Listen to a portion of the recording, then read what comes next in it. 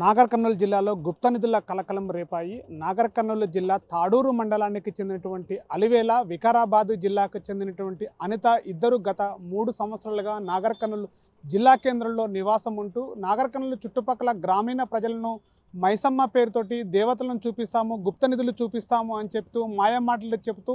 ప్రజల్ని మభ్యపెడుతూ అక్కడ దగ్గర వాళ్ళందరి దగ్గర డబ్బులు వసూలు చేసినటువంటి పర్వము నాగర్ కర్నూలు జిల్లా కేంద్రంలో కలకలంగా రేపాయి. ఈ నేపథ్యంలోనే బిజినపల్లి మండలానికి చెందినటువంటి నందివడ్డెమన గ్రామంలో ప్రేమ్ సాగర్ అనేటువంటి వ్యక్తితోటి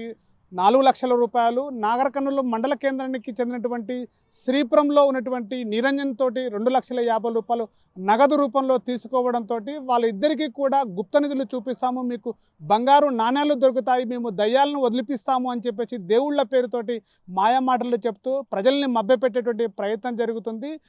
ప్రేమ్ సాగరు అదేవిధంగా నిరంజన్ ఇద్దరు కూడా వీళ్ళిద్దరికి డబ్బులు చెల్లించడంతో మేమిద్దరము మోసపోయామని చెప్పేసి పోలీసులను ఆశ్రయించడంతో పోలీసులు రంగంలోకి దిగి ఇద్దరిని మహిళలను కూడా అరెస్ట్ చేయడం జరిగింది. ఇద్దరి ద్వారా కూడా నగదు రూపంలో చెల్లించినటువంటి డబ్బుల్ని మళ్ళీ రిటర్న్ తీసుకొని వాళ్ళిద్దరి దగ్గర 7 లక్షల రూపాయలని కలెక్ట్ చేసుకున్నటువంటి